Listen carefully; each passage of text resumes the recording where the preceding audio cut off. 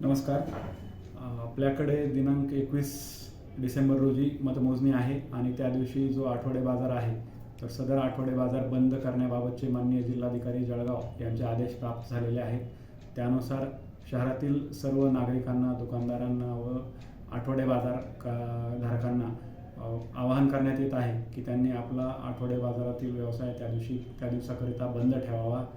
तसेच मतमोजणीकरिताच्या बंदोबस्ताच्या अनुषंगाने नगर परिषद इमारतीपासून 200 मीटर परिसरापर्यंत संपूर्ण वाहतूक वगैरे बंद करण्यात आलेली आहे. तसंच या परिसरातील जी दुकाने, आस्थापने असतील ती त्या दिवशी बंद ठेवण्यात येतील. याची कृपया सर्वांनी नोंद घ्यावी व कार्य करावे. धन्यवाद.